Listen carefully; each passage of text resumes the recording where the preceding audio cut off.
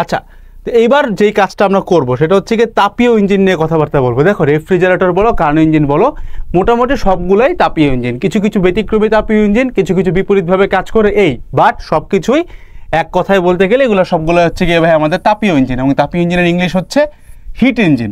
মানে হিট ইঞ্জিনের অ্যাকচুয়াল কাজটা কি, নাম থেকেই বোঝা যাচ্ছে যে সে কি করে, সে হচ্ছে তাপ শক্তিকে যান্ত্রিক শক্তিতে কনভার্ট করে। একটু আগে যে ফর্মুলাটা দেখতে চাইলাম ওইটাই করে, ঠিক আছে। মানে তাপ শক্তিকে সে যান্ত্রিক শক্তিতে কনভার্ট করে। এখন এই হিট ইঞ্জিনের কয়েকটা কম্পোনেন্ট বা কয়েকটা অংশ আছে যেগুলো নিয়ে সে ফরমেশন নেয় বা সে কাজ করে। কি কি? একটা হচ্ছে গিয়ে তোমার তাপের উৎস, তাপ উৎস যেটার তাপমাত্রা ধরা হয় হচ্ছে ক্যাপিটাল T1, ঠিক আছে, তাপ উৎস বা সোর্স। আর আরও একটা জিনিস আছে, সেটার নাম হচ্ছে গিয়ে তাপ গ্রাহক বা সিঙ্ক, ক্যাপিটাল T2, যেটার তাপমাত্রাকে বলা হয়। তাপ গ্রাহকের তাপমাত্রা হচ্ছে ক্যাপিটাল T2। বুঝতেই পারতেছো নামের সাথে একটা জিনিস আছে যে তাপ উৎস মানে কি, তার কাছ থেকে আমাদের সিস্টেমটা বা ইঞ্জিনটা তাপ গ্রহণ করে, তাই না? তার মানে অবশ্যই তাপ ইঞ্জিনের তাপমাত্রা বেশি। আবার তাপ গ্রাহক মানে কি, তাপ গ্রাহক মানে সে নিজে তাপটা গ্রহণ করে। কার কাছ থেকে গ্রহণ করে? আমাদের ইঞ্জিন অথবা আমাদের সিস্টেমের কাছ থেকে সে তাপটা গ্রহণ করে। তার মানে অবশ্যই তার যে তাপমাত্রাটা ক্যাপিটাল T2 এটা অবশ্যই কম হবে। তার মানে এটা একদম পুরো ফান্ডামেন্টালি মনে রাখবা যে সবসময় তাপ উৎসের তাপমাত্রাটা তাপ গ্রাহকের তাপমাত্রা থেকে সবসময় বেশি হয়। এবং তোমাকে যদি র্যান্ডমলি দুটো তাপমাত্রা দিয়ে বলে যে কোনটা তাপ উৎসের কোনটা তাপ গ্রাহকের, মানে কোনটা সোর্সের কোনটা সিঙ্কের, তুমি মুখস্থ বলে দিতে পারবা যেইটার তাপমাত্রা বড়, যেটার টেম্পারেচার বেশি, ওইটাই হচ্ছে আমাদের তাপ উৎসের তাপমাত্রা, আর ছোটটা হচ্ছে তাপ গ্রাহকের, ঠিক আছে। তো T1 আর T2 এই দুটো জিনিস জানলাম। তো যে কাজটা করে হিট ইঞ্জিন সেটা হচ্ছে এই T1 তাপমাত্রার যে সোর্সটা, এটা আমরা সুন্দর একটা ফ্লো চার্ট দিয়ে একটু পরেই দেখবো, তারপর একটু থিওরিটিক্যালে পড়ে যাই। সে সোর্স T1 থেকে Q1 পরিমাণ তাপ সে গ্রহণ করে। কে গ্রহণ করে ভাই? এই যে আমাদের হিট ইঞ্জিনটা, বা আমাদের এটাকে আমরা বলতে পারি এই হিট ইঞ্জিনটা হচ্ছে আমাদের এক্ষেত্রে সিস্টেম। আমাদের সিস্টেম বা আমাদের হিট ইঞ্জিনটা এই সোর্স থেকে Q1 পরিমাণ তাপ গ্রহণ করে, Q1, ঠিক আছে। এবং এই ইঞ্জিন নিজে পরিবেশের উপর এবার W কাজ করে। সে যে Q1 তাপটা গ্রহণ করলো, বুঝো, সে যে Q1 তাপটা নিল, এই Q1 তাপটা থেকে সে W পরিমাণ কাজ পরিবেশের উপরে সম্পন্ন করতেছে। এখন তুমি তো জানো যে পুরো কনভার্সনটা কখনোই পসিবল না। তাপগতিবিদ্যার দ্বিতীয় ল বলে যে গৃহীত তাপ Q1 এটা কখনোই পুরোপুরি W-তে কনভার্ট হবে না। তার মানে এই Q1টা W-তে যাবে আর আরও কিছু একটার মধ্যে ভাগ হবে, বা এটাকে তুমি এই পাশে লিখলে -J লিখতে পারতা। তো আরও একটা কম্পোনেন্ট কী হবে বা আরও একটা জিনিস কী হবে তুমি বুঝতেই পারছো, সেটা কি? অবশ্যই Q2 জিনিসটা কী ভাই?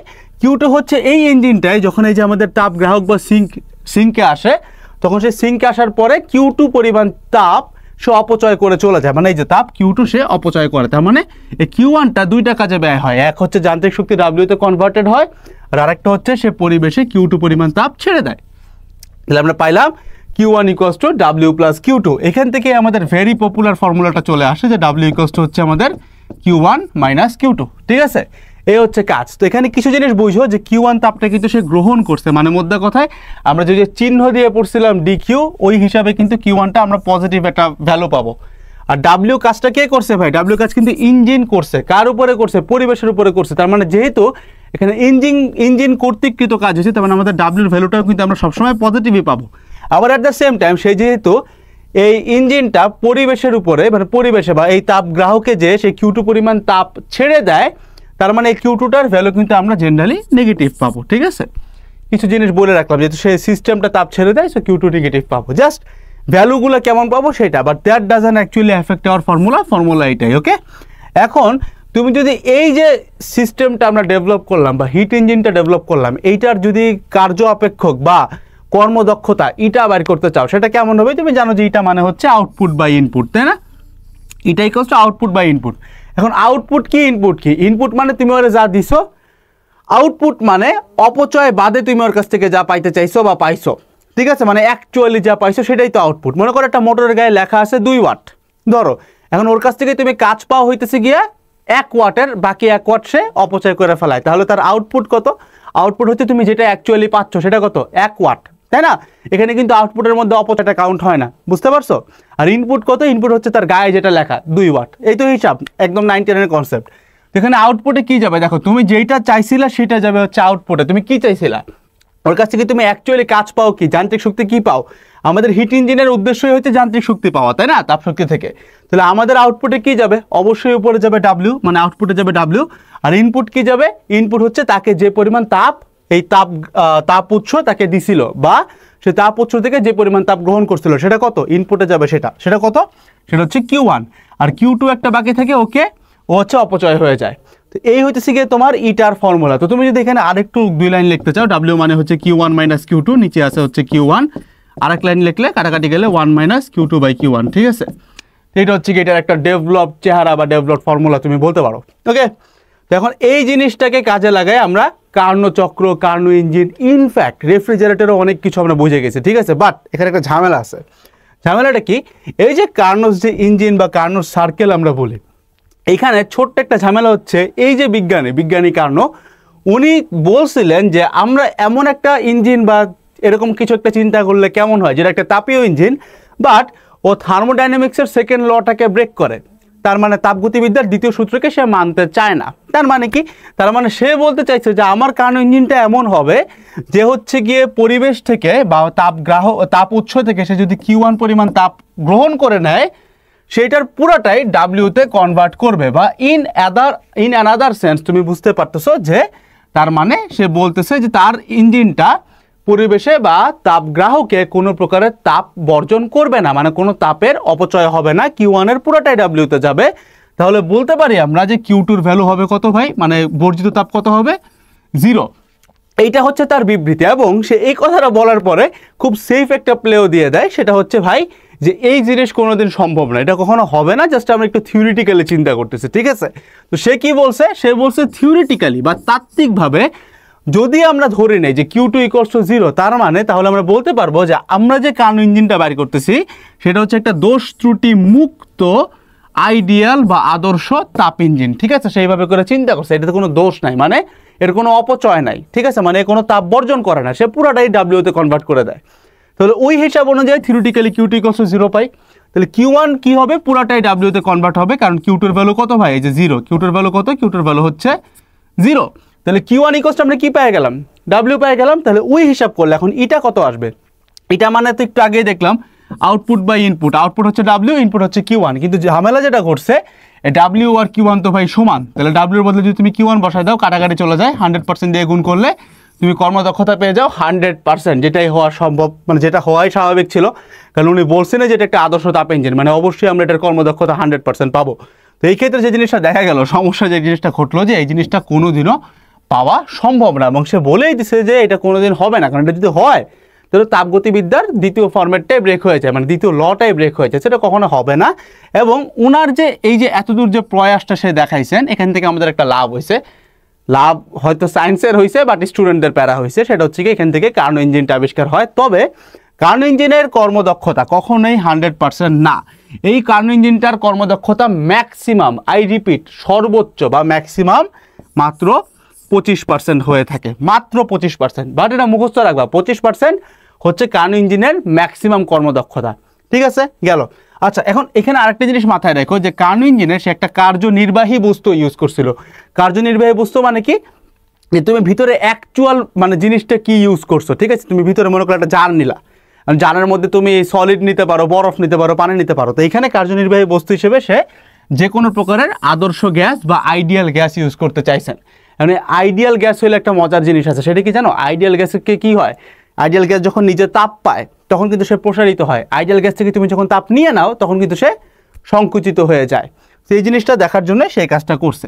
এবার আমরা যে জিনিসটা দেখবো, যে বলছিলাম একটা সুন্দর ফ্লো চার্ট দিয়ে দেখার চেষ্টা করবো, সেটা এখানে আমরা করবো, যে আমরা কার্নো ইঞ্জিনের একটা কার্নো সাইকেলে আমরা যাবো, ওইটাতেও যাবো, পেন খায়ও না। এবার তার আগে একটু ফ্লো চার্ট দেখে নেই, যেখানে অ্যাকচুয়াল ঘটনাটা বা ঘটেটা কি, যেটা ঘটে এখানে 3টা কম্পোনেন্ট আছে, এটা আগে সবার আগে মুখস্থ করো। কার্নো ইঞ্জিনে 3টা কম্পোনেন্ট থাকে, এক হচ্ছে আমাদের তাপ উৎস বা তাপ সোর্স, ঠিক আছে, এক হচ্ছে আমাদের তাপ উৎস বা তাপ সোর্স, যেটার তাপমাত্রা কত ভাই, আগেই পড়ে আসছি T1, ওই হিট ইঞ্জিনের মতো হুবহু, ঠিক আছে।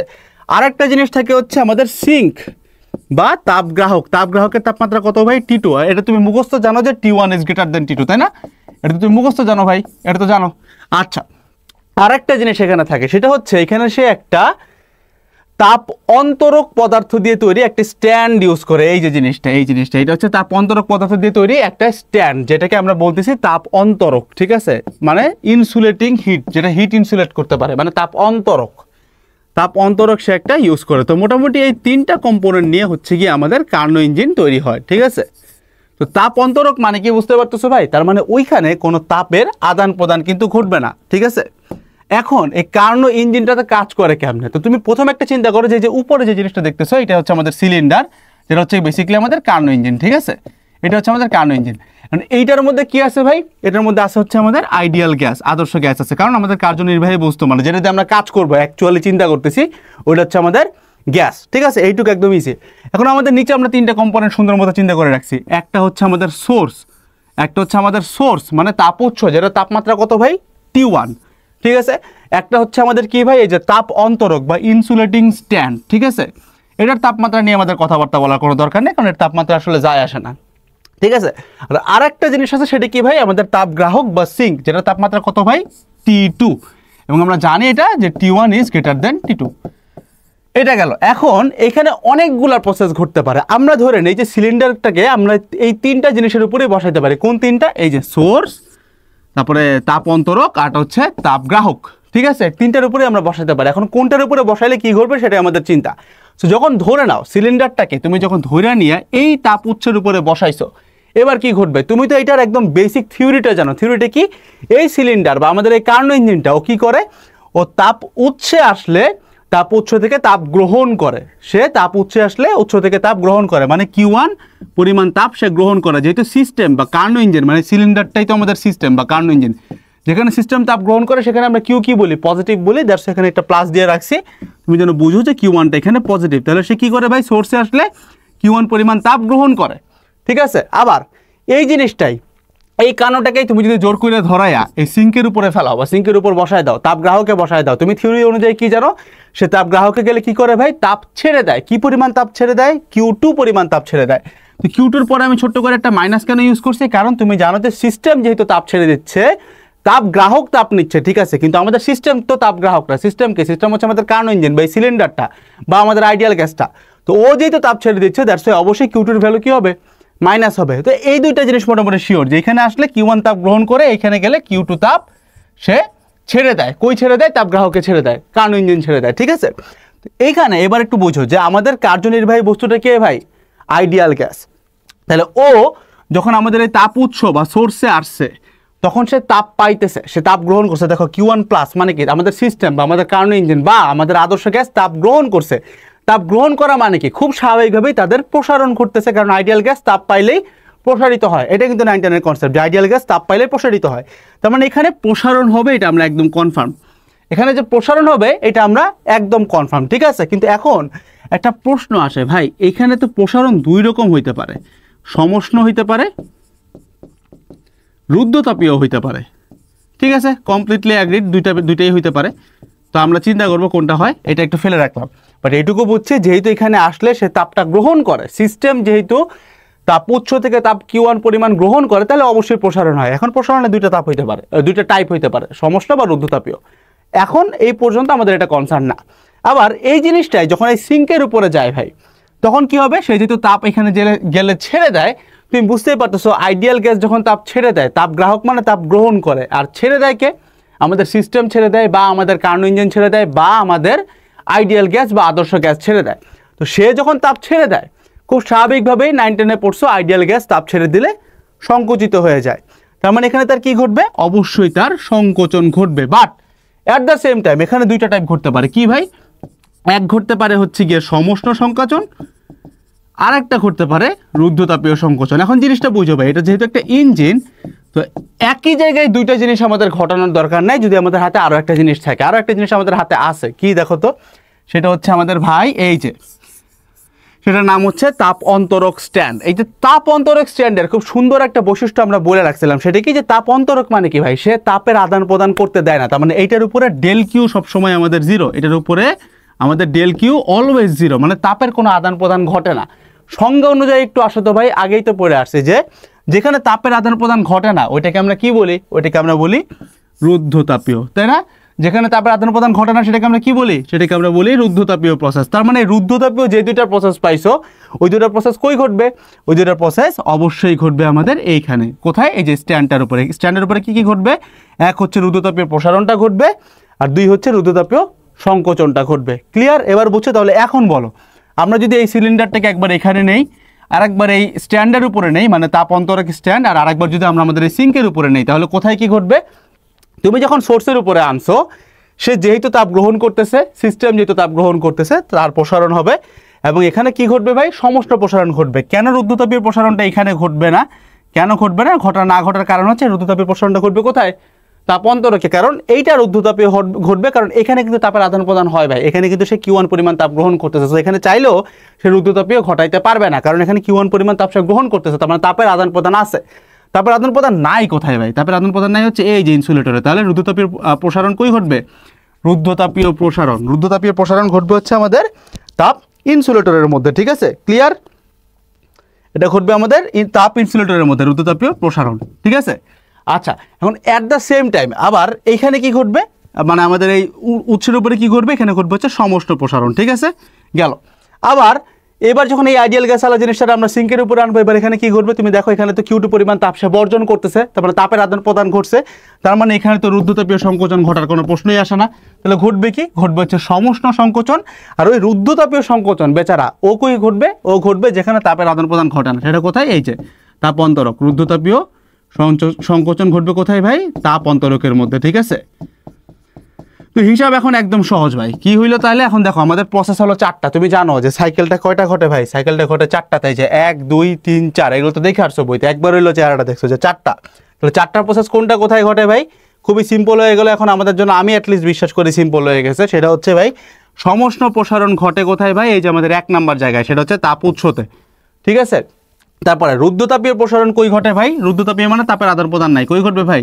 ইনসুলেটরে। এটা কই ঘটবে? এটা হচ্ছে 2 নাম্বার জায়গায়, এই যে 2 নাম্বার যেটা তাপ অন্তরক বলছিলাম। ঠিক আছে? উৎসকে আমরা 1 বলি, অন্তরক 2, সিঙ্ক 3। ঠিক আছে? রুদ্ধতাপীয় সংকোচন কই ঘটবে? যেখানে তাপের আদান প্রদান নাই। এই দুইটা জায়গায় কিন্তু তাপের আদান প্রদান আছে, সোর্স আর সিঙ্কে। কোথায় নাই? এই ইনসুলেটরে নাই বা তাপ অন্তরকে নাই। তাহলে এই রুদ্ধতাপীয় সংকোচন কই ঘটবে ভাই? এটাও ঘটবে 2 নাম্বারে, মানে তাপ অন্তরকে।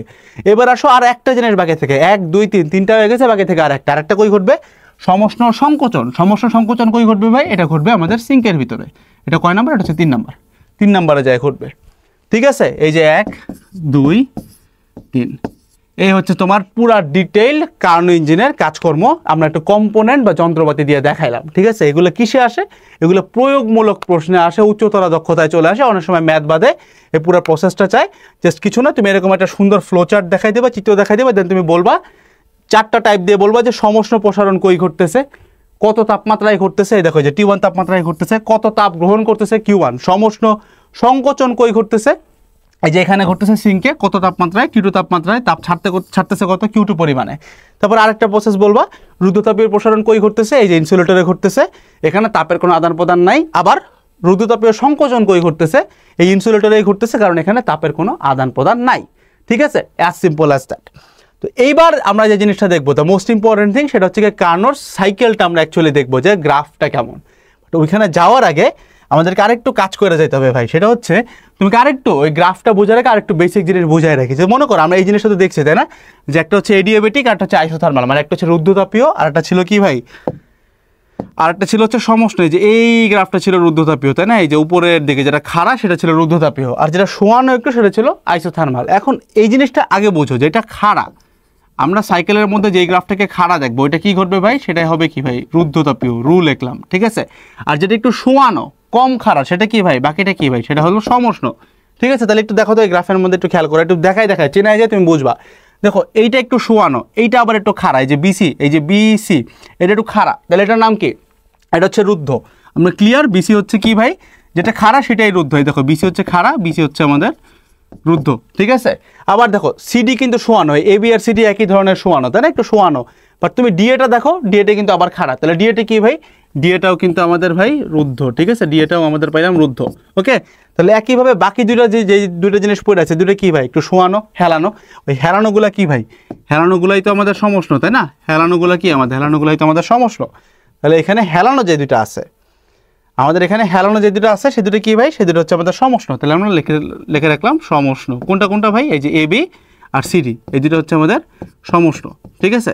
এখন কথা হচ্ছে ভাই কোনটা প্রসারণ কোনটা সংকোচন। আচ্ছা, এটা বোঝার জন্য আমাদেরকে একটু এখানে আসো। এটা একদম ইজি কনসেপ্ট, এটা না বোঝার কিছু নাই। সেটা হচ্ছে তুমি দেখো এই গ্রাফে এক্স অক্ষ বরাবর আছে পি, এক্স অক্ষ বরাবর আছে ভি আর ওয়াই অক্ষ বরাবর আছে পি, তাই না?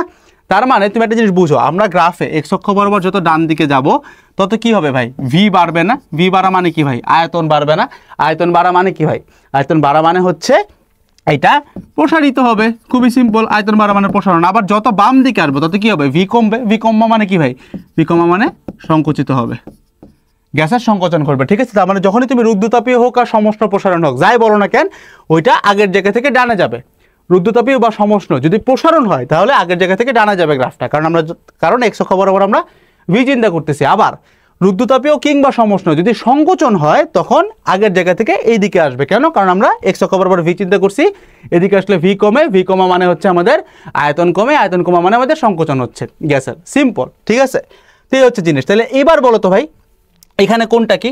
আমি বিশ্বাস করি এবার ক্লিয়ার। দেখো তো আমরা এই বরাবর এ থেকে বি, তুমি ডাইরেকশনটা একটু খেয়াল করো ভাই, এই যে এই বরাবর ডাইরেকশন গেছে, তাই না? তাহলে দেখো এই যে গ্রাফে এক্স অক্ষ বরাবর এখানে আমরা ভি ধরছি, তাহলে যেহেতু ডানে গেছে তার মানে ডানে যাওয়া মানে কি ভাই, ভি বাড়ছে না? ভি বাড়া মানে কি, এই প্রথম প্রসেসটা কি ভাই, এবি প্রসেসটা কি ভাই, এবি প্রসেসটা হচ্ছে কি আমাদের সমষ্ণ প্রসারণ, লিখলাম, ঠিক আছে?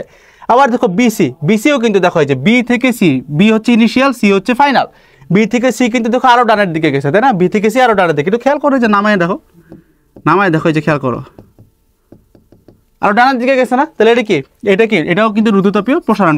কারণ কি ভাই, কারণ ডানে গেছে, তাহলে উপরেরটা সমষ্ণ প্রসারণ, এটা হচ্ছে রুদ্ধতাপীয় প্রসারণ, ঠিক আছে? এবার খেয়াল করো সি থেকে ডি, সি থেকে ডি যখন গেছে, এটা ছিল বি থেকে সি, এটা হচ্ছে সি থেকে ডি, সি থেকে ডি যখন গেছে, এবার দেখো গ্রাফে উল্টা আসতেছে, আমরা এইদিকে আসতেছি, এইদিকে, তাহলে এইদিকে যখন আসো তাহলে এটা কি ভাই, আমাদের দেখো ভি কিন্তু কমতেছে, তাই না? এদিকে যাওয়া মানে কি ভাই, এক্স অক্ষ বরাবর যেহেতু ভি আছে, এদিকে যাওয়া মানে কি ভাই, ভি কমতেছে, ভি কমা মানে কি ভাই, এটা সমষ্ণ সংকোচন, দন্ত স লিখলাম, ঠিক আছে? সমষ্ণ কেন, এটা তো আগেই কইছি, সংকোচনটা বুঝলা। এবার দেখো ডি, ডি থেকে এ, দেখো ডি যদি আমাদের ইনিশিয়াল হয়, এ হচ্ছে ফাইনাল, তাই না? তো ডি থেকে দেখো আরো বামের দিকে, তুমি একটু খেয়াল করো যে এটার নিচে নামাই দাও, যেটারে নামাই দাও, এই যে ডিটারে নামাই দাও, এই যে, তাহলে দেখো ডি থেকে আরো বামে, তাহলে কি এটাও কিন্তু সংকোচন, কারণ কি এক্স অক্ষ বরাবর ভি, এদিকে গেলে আয়তন কমে, তাহলে সংকোচন, তাহলে এটা কিন্তু রুদ্ধতাপীয় সংকোচন, ঠিক আছে? তাহলে এই যে আমরা চারটা প্রসেস বুঝে গেলাম যে কোনটা কি, ঠিক আছে? এবার আমরা আরেকটা হেল্প করো ভাই, সেটা কি, এই সমষ্ণ প্রসারণটা কোথায় ঘটে একটু আমরা বলে ফেলাই গ্রাফের মধ্যে, আমাদের খুব ইজি হয়ে যাবে এই জিনিসগুলো। গ্রাফটা একটু মেসি লাগতেছে, পরে মুছে দিব এগুলো বোঝানোর পরে, বাট এগুলো তোমার কাজে আসতেছে, ঠিক আছে? সমষ্ণ প্রসারণ কই ঘটে ভাই? প্রথমত সমষ্ণ, তার মানে কি এখানে তাপের আদান প্রদান ঘটবে। প্রসারণ মানে কি ভাই, আইডিয়াল গ্যাস যেহেতু তার মানে সে তাপ গ্রহণ করবে, তাই না? মানে সিস্টেম তাপ গ্রহণ করবে, সিস্টেম তাপ কই গ্রহণ করে, সোর্সে বা উৎসে গ্রহণ করে, তাহলে সমষ্ণ প্রসারণ। এই এবি, এবি যেটা, এবি কই ঘটে ভাই, এবি কই ঘটে, এবি ঘটে হচ্ছে কি আমাদের সোর্সে, এবি ঘটে আমাদের সোর্সে। এবার বলো বিসি, এটা হচ্ছে রুদ্ধতাপীয় প্রসারণ, রুদ্ধতাপীয় মানে তাপের আদান প্রদান নাই, তাহলে কই ঘটবে, এটা ঘটবে আমাদের তাপ অন্তরকে বা ইনসুলেটরে, তাই না? তাপ অন্তরকে ঘটবে, ঠিক আছে? এবার সিডি আবারও সমষ্ণ, কিন্তু এবার সংকোচন, সংকোচন মানে কি, আদর্শ গ্যাস তাপ ছেড়ে দেবে, তাপ ছেড়ে দেয় কই, কিউটি পরিমাণ তাপ কই ছেড়ে দেয়, সে তাপ গ্রাহকে। তাহলে এই সিডি প্রসেসটা কই ঘটবে ভাই, সিডি প্রসেস ঘটবে তাপ গ্রাহকে বা সিঙ্কে, ঠিক আছে? আবার খেয়াল করো ডিএ, ডিএ হচ্ছে রুদ্ধতাপীয় সংকোচন, রুদ্ধতাপীয় মানে কি তাপের আদান প্রদান নাই, তাহলে কই ঘটবে, এটা ঘটবে আমাদের সেই তাপের অন্তরকে। এই হইতেছে তোমাদের যাবতীয় যা যা জানার তা বলে দিলাম, ঠিক আছে? বাট এইবার যে কাজটা আমরা করব সেটা হচ্ছে, তুমি আরেকটা জিনিস একটু খেয়াল করো ভাই, এই যে আয়তন ভি নিয়ে যখন কাজ করছি তুমি কিন্তু একটু খেয়াল করছো যে আমরা যখন এই যে সি এর ভিটাকে নিচে নামাইছি, এটা যে পয়েন্ট আসে সেটাকে আমরা এইচ বলতেছি, ঠিক আছে? এটা হচ্ছে এইচ, বিটাকে যখন নিচে নামাইছো যে পয়েন্ট আসে সেটা হচ্ছে জি। বেসিক্যালি এই এইচ পয়েন্টটা কি ভাই, এটা কিন্তু এই সি পয়েন্টের আয়তনকে নির্দেশ করে, এই জি পয়েন্টটা কি ভাই, বি পয়েন্টের আয়তনকে নির্দেশ করে। ওই একইভাবে তুমি যখন ডি পয়েন্টটাকে নিচে নামাইছো যে পয়েন্ট পাইছো ওটার নাম দিচ্ছি আমরা এফ, এই পয়েন্টটাকে যখন নিচে নামাইছো যে পয়েন্টটা পাইছো ওটার নাম দিচ্ছি আমরা ই, ঠিক আছে? এটা গেল। এইবার আমরা যে কাজটা করব যে পুরো এই মানে সাইকেলটা আমরা একটু বোঝার চেষ্টা করব যে ভাই এখানে ঘটতেছেটা অ্যাকচুয়ালি কি, ঠিক আছে? তো এইটা বোঝার আগে আরেকটু হেল্প করতে হবে আমাদের, সেটা হচ্ছে ভাই আরেকটু হেল্প করতে হবে, সেটা হইতেছে আমরা এখন যে কাজটা করব যে ভাই আমরা সব বুঝছি, ঠিক আছে? এখন এটা জানো যে আমরা এটা আগেই বলছি যে এই যে এইখানে যেহেতু এই যে উপরেরটা দেখো যে হেলানো প্লাস হইতেছে কি, এটা কি ভাই সমষ্ণ প্রসারণ ছিল না, হেলানো প্লাস ডানে গেছে, তার মানে কি ভাই সমষ্ণ প্রসারণ। ওই সমষ্ণ প্রসারণ কই ঘটে, সিঙ্কে ঘটে না, তাপ উৎসে, সরি সিঙ্ক না, সোর্সে ঘটে না, তাপ উৎসে ঘটে না। তাহলে এই এবিটা কোথায় ঘটে ভাই, এবি ঘটে তাপ উৎসে, তাপ উৎসের তাপমাত্রা কত ভাই মনে আছে, তাপ উৎসের তাপমাত্রা ছিল T1, তাই না? তাহলে এই এবিতে তাপমাত্রা কত হবে ভাই, এবিতে তাপমাত্রা হবে কত ভাই, T1 হবে, তাই না? গেল। আচ্ছা বিসি কি ছিল ভাই? বিসি ছিল রুদ্ধতাপীয় আবার গেছে ডানে, তাহলে কি রুদ্ধতাপীয় প্রসারণ। তাহলে রুদ্ধতাপীয় প্রসারণ কই ঘটে ভাই? ইনসুলেটরে ঘটে। ইনসুলেটরের তাপমাত্রা নিয়ে আমরা বদার না, ঠিক আছে। আচ্ছা আবার সিডি কই ঘটে ভাই? দেখো এই যে এদিকে আসছে, তার মানে কি এটা সংকোচন, কিন্তু কি সংকোচন? গ্রাফটা হেলানো, তার মানে এটা কি সমস্যা সংকোচন। সমস্যা সংকোচন কই ঘটে? সমস্যা সংকোচনে কি হয়? আইডিয়াল গ্যাসটা তাপ ছেড়ে দেয়। কই তাপ ছাড়ে? তাপ গ্রাহকে তাপ ছাড়ে। গ্রাহকের তাপমাত্রা মনে আছে ভাই? সিঙ্কের তাপমাত্রা মনে আছে? কি ছিল? T2 ছিল, T2, ঠিক আছে। আবার ডিএ কি ভাই? রুদ্ধতাপীয় সংকোচন, তাই না? তো রুদ্ধতাপীয় সংকোচন কই ঘটে ভাই? ইনসুলেটরে ঘটে বা অন্তরকে ঘটে, ওইটা নিয়ে আমরা বদার না। তো এই কয়টা জিনিস দেখলাম, প্লাস এখানে আরো কিছু পয়েন্ট আমরা আইডেন্টিফাই করতে পারি। যেমন এ পয়েন্টের চাপ হচ্ছে P1, আয়তন হচ্ছে V1। তাহলে দেখো যে এই পয়েন্টের চাপটাকে আমরা এই বামে যদি অ্যাড করে দিই, এই যে P1 পাইলাম, ঠিক আছে। আর V1টাকে তুমি নিচে কানেক্ট করে দাও, একদম নিচে, তাহলে এই যে যদি নিচে কানেক্ট করে দাও, এটা হচ্ছে আমাদের V1, ঠিক আছে, গেল। আবার বি পয়েন্টে আমরা হচ্ছে গিয়ে তোমার চাপ ধরতেছে P2, আয়তন ধরতেছে V2। তাহলে এই P2কে তুমি যদি এই মানে ওয়াই অক্ষ বরাবর কানেক্ট করে দাও, এই যে P2 পাইলা, নিচে যদি V2কে কানেক্ট করে দাও, তাহলে তুমি পাইলা হচ্ছে V2। যে পয়েন্টটাকে আমরা জি বলতেছি আর আগের V1 এর পয়েন্টটাকে আমরা ই বলতেছিলাম, ঠিক আছে। এটা কেন বলতেছি একটু পরে বুঝবা। সি পয়েন্টে চাপ হচ্ছে P3, আয়তন হচ্ছে V3। তাহলে P3কে তুমি যদি এই বরাবর কানেক্ট করে দাও, এই যেখানে আমরা P3 পাইতেছি, আর ওকে যদি নিচে কানেক্ট করে দাও, তাহলে সেটা একদম এক্স্যাক্টলি এইচ পয়েন্টে যাবে, যেটা হচ্ছে আমাদের V3, ঠিক আছে, গেল। আচ্ছা এবার ডি পয়েন্টে চাপ হচ্ছে P4, আয়তন হচ্ছে V4। তাহলে এটা কি পাইতেছি? নামাই দাও, এখানে হচ্ছে আয়তন V4 পাইলাম, আর ওয়াই অক্ষ বরাবর পাইলাম আমরা P4, ঠিক আছে, গেল। এখন আরো কয়েকটা জিনিস এখানে জাস্ট একটু নোটিস করো। এখানে আরেকটা জিনিস আছে, তুমি খেয়াল করবা, যে দেখো এই যে সিস্টেমটা Q1 পরিমাণ তাপ গ্রহণ করছে, দ্যাটস এরকম ইন্ডিকেশন দেওয়া Q1। এটা কই? এটা হচ্ছে এবি প্রসেসে, মানে সমষ্ণ প্রসারণে। আবার সে Q2 পরিমাণ তাপ সে তাপগ্রাহকে ছেড়ে দিচ্ছে, এটা কই ভাই? এটা হচ্ছে সমষ্ণ সংকোচনে, তাই না, গেল। এটা এই কয়টা জিনিস তুমি জানতে। প্রথম প্রসেস ঘটছিল তাপ উৎসের, নিচেরটা ঘটছে তাপ গ্রাহকে, আর এই দুই সাইডের বিসি আর ডিএ এই দুইটা কই ঘটছে ভাই? রুদ্ধতাপীয়, মানে ইনসুলেটরে ঘটছে, কারণ এটা রুদ্ধতাপীয়। পুরো প্রসেস হচ্ছে A B C D DA, মানে পুরাটা একটা সাইকেল ঘুরতেছে, ঠিক আছে। তো মোটামুটি এই হচ্ছে তোমার যাবতীয় জিনিসপত্র, এখানে বোঝার আর কিছু নাই। তুমি যদি আরও ডিটেল ভাঙতে চাও, তাহলে কি তুমি একটু খেয়াল করো, এই দেখো এই যে V1 থেকে V4 আরও ডানার দিকে, না তুমি V1 আর V2 চিন্তা করে, যে আমি যদি আরও ভাবতে চাইতাম যে দেখো এ থেকে বি এর আয়তন বড়, দেখো যে V1 থেকে V2 আরও ডানে, দেখো V1 থেকে V2 আরও ডানে, V2 থেকে V3, দেখো V2 থেকে V3 আরও ডানে, ঠিক আছে। দ্যাটস এই দুইটা জায়গায় কি ঘটছে ভাই? এ বি আর বিসিতে কি ঘটছে? প্রসারণ ঘটছে। আবার দেখো সি থেকে ডি, তার মানে এই যে V3 থেকে V4, দেখো এই V4টা আরও বামে, তার মানে কি করছে? সংকোচন করছে, কারণ V4 এর আয়তন কম, V4 এর ভ্যালু কম। আবার উপরে যাও ডিএ, তুমি যদি V4 আর V1 এর মধ্যে চিন্তা করো, তুমি দেখো V1 আরও বামে, তার মানে V1 আরও কম, তাহলে ডিএতেও কি করছে ভাই? সংকোচন ঘটছে, ঠিক আছে। একইভাবে তুমি চাপের ওই জিনিসটা মিল পাবা, যে দেখো পি থেকে এখানে যেহেতু তোমার কি করছে? আয়তন কম, আয়তন বাড়ছে, তার মানে কি? চাপ কমবে, তার মানে চাপ দেখো কমে গেছে P2। এইটাই হচ্ছে কোয়েরি, যে ভাই আমরা নিচের দিকে কেন আসলাম? আমরা তো উপর দিকে যেতে পারতাম। কথা হচ্ছে তুমি দেখো খেয়াল করো, তুমি যদি উপর দিকে যাইতে হয়, গ্রাফটা যদি এরকম যেত, বি পয়েন্ট যদি এইখানে হইতো, আমার কিন্তু কোনো সমস্যা ছিল না। সমস্যা কোথায় জানো? কারণ সমস্যা নাই কেন? কারণ ভাই দেখো এদিকে আসলে তোমার কিন্তু আয়তন বাড়তেছে, তার মানে তোমার প্রসারণ হচ্ছে প্লাস গ্রাফটা হেলানো, তাহলে এটা সমষ্ণও বলতে পারি। কিন্তু সমস্যা হচ্ছে এটা, সমস্যার গ্রাফ কেন নিচের দিকে যায়? কারণ তুমি জানো যে সমষ্ণ এটা কিন্তু বয়লার ফর্মুলা, মানে PV ইকুয়ালস টু কনস্ট্যান্ট, মানে পি হইতেছে ভি এর ব্যস্তানুপাতিক, এটা কিন্তু মানে। তার মানে যত ভি বাড়বে পি কিন্তু তত কমবে, দ্যাটস তাই গ্রাফটা নিচের দিকে আসে। কারণ খেয়াল করে যে V2তে তুমি যদি এই পয়েন্টে যদি তুমি এটার চাপ চিন্তা করতে P2, ওই P2 কিন্তু দেখো P1 এর থেকে নিচে, কারণ এই বরাবর ডান দিকে যেহেতু ভি বাড়ছে, মানে যেহেতু V2 V1 এর থেকে বড় পাইছো, খুব স্বাভাবিকভাবেই আমাদের P2টা P1 এর থেকে ছোট পাবা, দ্যাটস তাই গ্রাফটা নিচের দিকে গেছে, নট উপরের দিকে, বুঝতে পারছো? এই জিনিস কিন্তু সব জায়গায় মানে ভাই। ঠিক একইভাবে এইটা দেখো, এটা আরও নিচে আসছে কেন?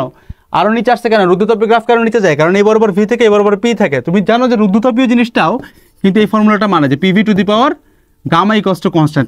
তার মানে আমরা এরকম পাই যে পি সমানুপাতিক 1/v কনস্ট্যান্ট। তার মানে এক কথায় বলতে পারো এই উপরের যে পাওয়ারটা এটাও তো কনস্ট্যান্ট, এখান থেকে তুমি এটাও বলতে পারো যে পি হইতেছে কাইন্ড অফ 1/v এর সমানুপাতিক, বা পি হচ্ছে ভি এর ব্যস্তানুপাতিক। তার মানে এইখানেও তুমি যখন রুদ্ধতাপের প্রসারণ ঘটাচ্ছ, তার মানে বি থেকে সিতে আসছো, খুব স্বাভাবিকভাবে V2 থেকে V3 ভ্যালু বড় পাচ্ছ।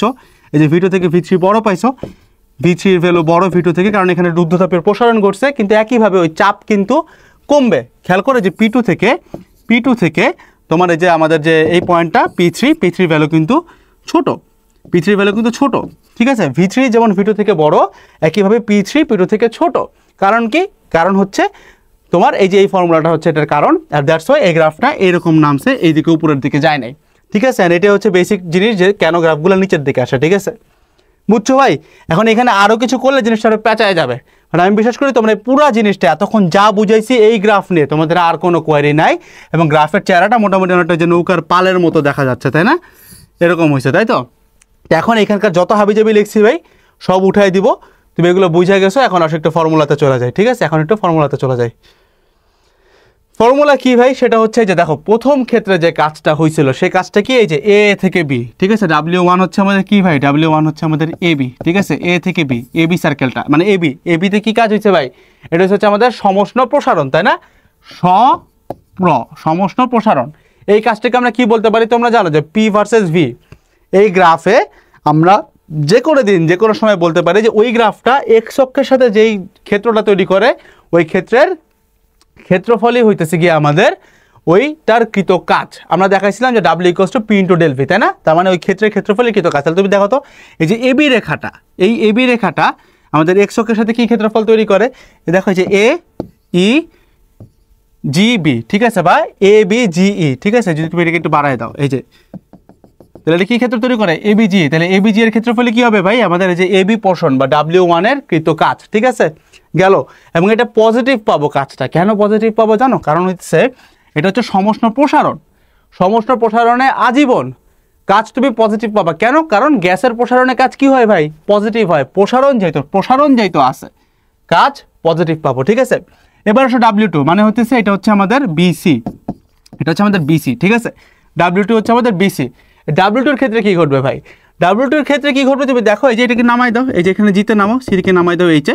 তাহলে কি ক্ষেত্রটা পাইলে এক্স অক্ষের সাথে? এই যে BCHG। তাহলে ক্ষেত্রটা কি ভাই? BCHG। কি ঘটতেছে? রুদ্ধতাপীয় প্রসারণ। সমস্যা রুদ্ধতাপীয় বুঝি না, প্রসারণ ঘটছে মানে কি? এটা ঘটছে হচ্ছে ভাই রুদ্ধতাপীয় প্রসারণ, RP, ঠিক আছে? রুদ্ধতাপীয় প্রসারণ, RP। রুদ্ধতাপীয় প্রসারণ মানে কি ভাই? প্রসারণ। গ্যাসের প্রসারণ মানে কি ভাই? গ্যাসের দ্বারা কাজ হয়েছে, মানে সিস্টেম দ্বারা কাজ হয়েছে। তার মানে এই কাজটা আমরা পাবো পজিটিভ W1 এর মতো। W3 চিন্তা করো, সেটা কি ভাই? C থেকে D, নিচে গ্রাফে প্লট করে দাও, এই যে নিচে আছে F, C কে নিচে প্লট করলে আছে H। তাহলে ক্ষেত্রটা কিরকম আসছে? ক্ষেত্রটা আসছে DCHF, ঠিক আছে? DCHF। এবং এটা কি ভাই? বামে যাচ্ছে, মানে এইদিকে যাচ্ছে, ঠিক আছে? এভাবে ঘুরলে বামে যাচ্ছে। এদিকে গেছে মানে কি ভাই? সংকোচন করছে। কি সংকোচন? দেখো এটা হেলানো, তাহলে এটা কি? সমষ্ণ সংকোচন। লিখলাম, ঠিক আছে? এটা কোন পয়েন্ট? এটা হচ্ছে CD পয়েন্ট, C থেকে D। সংকোচন মানে কি ভাই? গ্যাসের সংকোচন মানে গ্যাসের উপরে কাজ করা হয় বা সিস্টেমের উপরে কাজ করা হয়। তার মানে কাজটা কি পাবো বাবা ভাই? কাজটা কি পাবা ভাই? মাইনাস পাবা, নেগেটিভ পাবা, ঠিক আছে? W4 খেয়াল করো, মানে D থেকে A পয়েন্ট, ঠিক আছে? W4 হচ্ছে আমাদের D থেকে A পয়েন্ট। D থেকে A পয়েন্টে কি ঘটে ভাই? গ্রাফটা দাঁড়ানো, মানে একটু খাড়া। তার মানে এটা কি ভাই? প্রথমত রুদ্ধতাপীয়। দ্বিতীয় কথা কি ভাই? এদিকে আসছে, তার মানে এটা কি? সংকোচন। আবার একই কথা, গ্যাসের সংকোচনের কৃত কাজ কত ভাই? নেগেটিভ। তাহলে আমরা কি লিখবো? মাইনাস। তাহলে এখন এই পুরা কার্নো সাইকেলটা দ্বারা যদি আমরা কৃত কাজ হিসাব করতে চাই, তার মানে যে A থেকে গেল, A থেকে B গেল, B থেকে C গেল, C থেকে D গেল, D থেকে A গেল, এই পুরা সাইকেলের কৃত কাজ যদি আমরা হিসাব করতে চাই, তাহলে কি করব? আমরা সবগুলা কাজ W1, W2, W3, W4, এই যে 4টা সাইকেল পাইলা, মানে 4টা লাইন পাইলা, 4টা লাইনের কাজ কিন্তু আমরা এখন যোগ করব। তো যোগ করার ক্ষেত্রে একটা জিনিস বুঝো, যে এইটার যে মাইনাসটা ছিল, এই মাইনাসগুলো আমরা কিন্তু বাইরে নিয়ে আসতে পারি। ভ্যালুর যদি খালি ভ্যালু নাও, তাহলে মাইনাসটা তুমি বাইরে দিবা। তাহলে তুমি কেমন পাবা? W1 + W2, মানে প্রথম দুইটা যোগ, পরের দুইটা বিয়োগ করা, তাহলে -W3 - W4, এরকম একটা পাবা টোটালটার কৃত কাজ।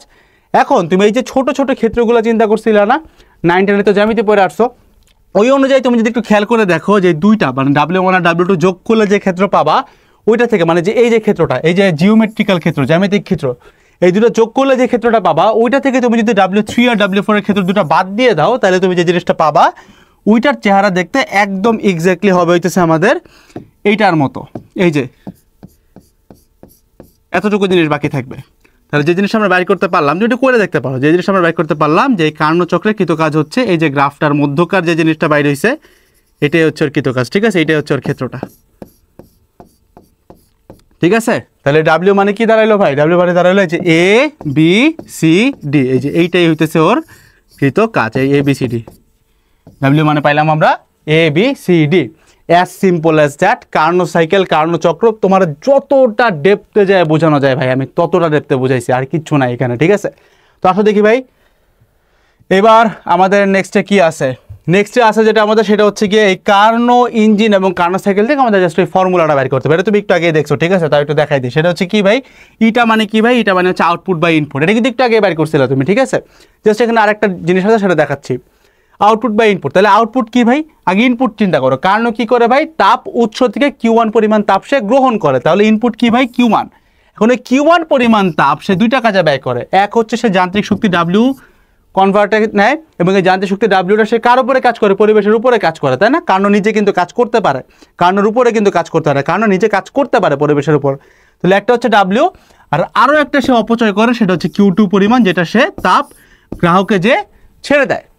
এই তো, তাহলে আমাদের ইনপুট হচ্ছে Q1, আর আউটপুট কি পাই ভাই? আমরা আউটপুট পাই হইতেছে আমাদের W, ঠিক আছে? আর Q2 হচ্ছে অপচয়। তাহলে উপরে যাবে W, নিচে আসবে Q1, মানে আউটপুটে যাবে W, ইনপুটে যাবে Q1। এখন W মানে কি ভাই? এই যে এই সমীকরণ থেকে তুমি লেখো W মানে হচ্ছে Q1 মাইনাস Q2। তাহলে বসাই দাও Q1 মাইনাস Q2, নিচে আছে Q1। একটু কাটাকাটি যদি করো, মানে জিনিসটা ভাঙো, তাহলে পাবো হচ্ছে 1 মাইনাস Q2 বাই Q1। এখন যে কোনো তাপীয় ইঞ্জিনে, যে কোনো হিট ইঞ্জিনে গৃহীত কিংবা বর্জিত তাপ হচ্ছে ওইখানকার তাপমাত্রার সমানুপাতিক, মানে Q সমানুপাতিক ক্যাপিটাল T। সেটা গৃহীত হোক, সেটা বর্জিত হোক, সেটা তাপ উৎস হোক, সেটা তাপ গ্রাহক হোক। মানে তুমি যদি গৃহীত তাপ নিয়ে কথাবার্তা বলো, মানে তুমি যদি Q1 নিয়ে কথাবার্তা বলো, সেটা হচ্ছে আমাদের এক্স্যাক্টলি T1 এর সমানুপাতিক, মানে তাপ উৎসের সমানুপাতিক। তুমি যদি Q2 বা বর্জিত তাপ নিয়ে কথাবার্তা বলো, সেটা এক্স্যাক্টলি আমাদের সিঙ্কের তাপমাত্রার সমানুপাতিক, ঠিক আছে? T2 এর সমানুপাতিক। তাহলে আমরা কি পাইলাম? Q সমানুপাতিক T পাইলাম। এটা যে কোনো হিট ইঞ্জিন, যে কোনো তাপীয় ইঞ্জিনের ক্ষেত্রে সত্য। তাহলে তুমি এখান থেকে এই জায়গা থেকে একটা রেশিও তুমি অবশ্যই লিখতে পারবা যে Q1 by Q2 equals to T1 by T2, খুবই স্বাভাবিক। তাহলে এখন তুমি জাস্ট এই Q2 বাই Q1 এর জায়গায় ইজিলি T2 বাই T1 ও লিখতে পারো। এই যে এখান থেকে পাইলাম, ঘুরাই দাও, এই যে Q2 বাই Q1, এগুলো তো ছোটোবেলার জিনিস ভাই, T2 বাই T1। তাহলে এটা তুমি লিখতেই পারো, জাস্ট এখানে রিপ্লেস করে দাও, তাহলে আরও একটা ফর্মুলা পাইলা, যেটা হচ্ছে 1 মাইনাস T2 বাই T1। এই পুরো জিনিসটাই হইতেছে কি আমাদের কার্নো ইঞ্জিনের কর্মদক্ষতা বাইর করার ফর্মুলা, ঠিক আছে? এই হচ্ছে ভাই তোমার কার্নো ইঞ্জিনের সব কিছু। বাট এখানে শেষ না, এবার আমরা যে কাজটা করবো, আমি বিশেষ করি ভাই, আর কোনো সন্দেহ নাই, একটু রিপিট করে দেখবা, কোনো সন্দেহ তোমার থাকার কথা না। এবার যে কাজটা করবো ভাই, আমরা রেফ্রিজারেটর পড়বো। রেফ্রিজারেটর পড়ার পরে এটার সাথে তাপ, মানে কার্নো ইঞ্জিনের খুব সূক্ষ্ম কিছু পার্থক্য আছে, ওই জিনিসটা বোঝার পরে যখন আমরা ম্যাথ করবো, দেখবে এবার সব কিছু ক্লিয়ার, ঠিক আছে? তো চলো এবার রেফ্রিজারেটর শুরু করি।